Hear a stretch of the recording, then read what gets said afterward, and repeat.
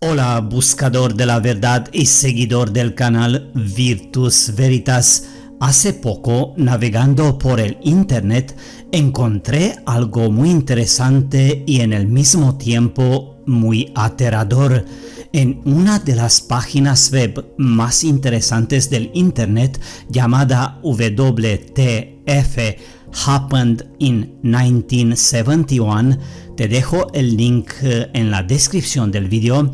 Alguien muy inteligente nos presenta el punto de inflexión que cambió la historia económica del mundo y no solo, para siempre, y por supuesto responsable por la situación económica mundial actual.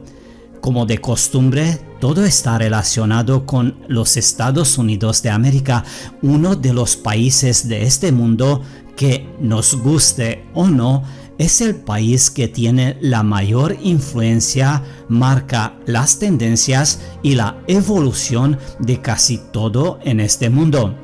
Bien, te voy a mostrar una cantidad impresionante de datos que te harán comprender qué pasó de verdad en 1971, por qué pasó lo que pasó y cómo hemos llegado donde estamos ahora. Lo primero que se hace evidente es que algo sucedió en 1971. Este hecho queda claro en una serie de gráficos, todos basados en datos del gobierno, que muestran varias tendencias económicas extrañas que comenzaron en ese año 1971. Como por ejemplo, la desigualdad de ingresos, por ejemplo, comenzó a empeorar mucho. Los salarios que habían seguido de cerca la productividad y el crecimiento del PIB durante décadas comenzaron a quedar muy rezagados en la productividad y el crecimiento económico. La inflación se disparó, creciendo a un ritmo más rápido que en cualquier periodo del siglo anterior. La brecha de ingresos entre los estadounidenses de color y los blancos, que se había estado cerrando rápidamente desde 1950, casi dejó de cerrarse. La enorme disparidad entre la apreciación de la vivienda y el ingreso medio en las ciudades más deseables de Estados Unidos. En el sitio web mencionado puedes ver, consultar y comparar todos estos datos y verás que hay un verdadero punto de inflexión en 1971 cuando todo empezó. Algunas personas culparon a Richard Nixon por sacar a Estados Unidos del patrón oro. Otros dirían no, fue FDR quien es el culpable. Bien, en cortas palabras, quiero explicarte un poco qué pasó de verdad. El patrón oro es simplemente un sistema monetario que vincula el valor del papel moneda con el oro.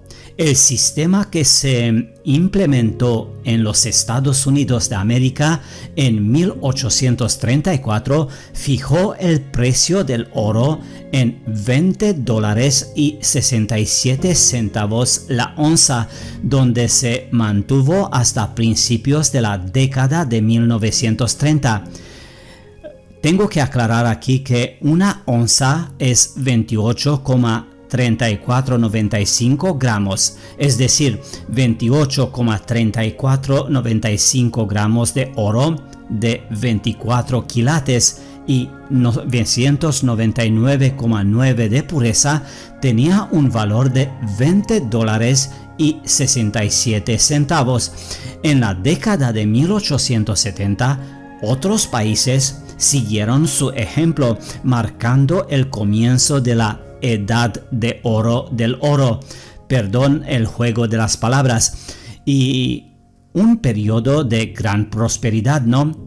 El periodo de 1880 a 1914 se conoce como el patrón oro clásico. Durante ese tiempo, la mayoría de los países se adhirieron en diversos grados, por supuesto, al oro. También fue un periodo de crecimiento económico sin precedentes, con un comercio de bienes relativamente libre, mano de obra y capital. El final del periodo, es decir, 1914, llegó con el comienzo de la Primera Guerra Mundial, cuando muchas naciones recurrieron a las finanzas inflacionarias para pagar la guerra más sangrienta en la historia humana. En ese momento, por supuesto, de 1925 a 1931, comenzó una nueva era del oro con el Gold Exchange Standard, pero no duró mucho.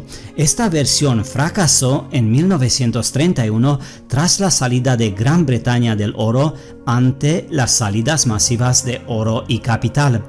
En 1933, el presidente de los Estados Unidos de América, Franklin Roosevelt, nacionalizó el oro propiedad de ciudadanos particulares y derogó los contratos en los que se especificaba el pago en oro. La Orden Ejecutiva 6102 prohibió el acaparamiento de monedas de oro, lingotes de oro y certificados de oro dentro de los Estados Unidos continentales. Las monedas de oro y los lingotes se declararon ilegales. Esta ley fue derogada en 1974. Entonces, ¿qué pasa con Nixon? De 1946 a 1971, las naciones operaron bajo un nuevo sistema monetario, el Acuerdo de Bretton Woods. El sistema de Bretton Woods fue diseñado por las naciones aliadas encabezadas por los Estados Unidos de América en 1944, cerca del final de la Segunda Guerra Mundial, cuando los Estados Unidos de América controlaba 2/3 del oro del mundo e insistía en que el sistema se basaba en el oro y el dólar estadounidense como un orden monetario internacional de posguerra. El dólar estadounidense se convertiría en la moneda de reserva mundial que los gobiernos extranjeros podrían canjear $35 americanos por una onza de oro, aunque en realidad era ilegal para los ciudadanos estadounidenses entre 1933 y 1974. ¿Captaste la última parte? Aunque los ciudadanos no podían cambiar papel moneda por oro, los gobiernos extranjeros sí podían. Así que el dólar estadounidense todavía estaba atado al oro, que Estados Unidos prometió redimir a una tasa de cambio de $35 por onza. Esto significaba que los Estados Unidos no podían inflar la oferta monetaria sin agotar sus reservas de oro. Desafortunadamente, sin embargo, Estados Unidos infló su moneda en gran parte para financiar los crecientes costos, agotando aproximadamente el 55% de sus existencias de oro desde la década de 1950 hasta 1971. En ese año, 1971, frente al agotamiento de las reservas de oro y un dólar que enfrentaba una presión inflacionaria cada vez mayor por los gastos del gobierno, por supuesto, Richard Nixon tomó una decisión crítica. Detuvo temporalmente, entre comillas, la redención de oro. He dicho entre comillas porque, sin embargo, el movimiento de Nixon no fue temporal. Estados Unidos se convirtió en lo que se conoce como un sistema de moneda fiduciaria en el que el papel es moneda de curso legal respaldado no por oro, plata u otra materia prima, sino por un decreto del gobierno. Los que tienen el control y el poder les gusta un sistema de dinero fiduciario, les permite financiar todos los programas y agendas que de otro modo no podrían costear. Desafortunadamente, Todo ese gasto tiene un costo. Claro, ¿no? La deuda federal se disparó de 398 mil millones de dólares en 1971 a 2,7 billones de dólares en 2021 y 28,8 billones de dólares en la actualidad. Pero, como muestran los gráficos anteriores, esos no son los únicos costos. No es casualidad que el 1% de la población del mundo tenga un porcentaje récord de toda la riqueza. El sistema de dinero fiduciario ha permitido que quienes están en el poder corrompan la moneda para enriquecerse a expensas de otros, y la inflación es un impuesto para que lo tengas en cuenta. Todo en nombre del altruismo. Entonces, ¿qué pasó de verdad desde este momento? Bien, a partir de 1971, la productividad aumentó mientras que los salarios se estancaron. El PIB aumentó, pero la parte que iba a los trabajadores se desplomó y los precios de la vivienda se dispararon, lo que llevó a que los ahorros, entre comillas, de los estadounidenses quedaran indisolublemente ligados al valor de la vivienda. Sugiere que en todo el mundo aumentaron los episodios de hiperinflación, las monedas colapsaron con más frecuencia y hubo un aumento en el número de crisis bancarias.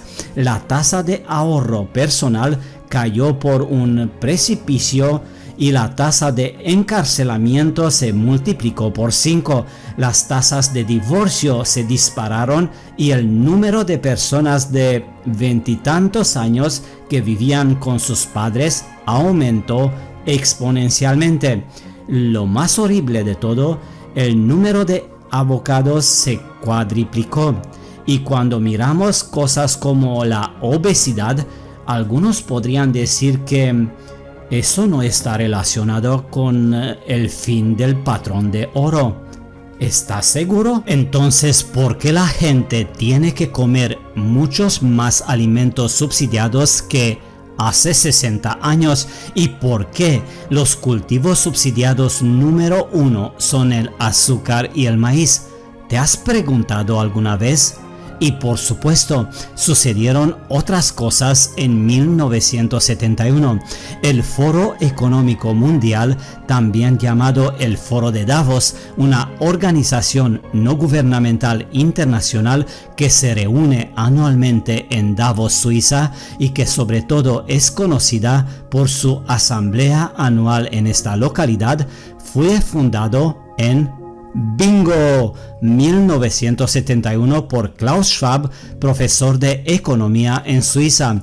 El Foro Económico Mundial aboga por un mundo globalizado gobernado por una coalición de corporaciones multinacionales, gobiernos y organizaciones de la sociedad civil seleccionadas en lugar de las estructuras democráticas clásicas, lo que ya ha hecho conocido a través de las iniciativas como el Gran Reseteo y el rediseño global del mundo actualmente conocido.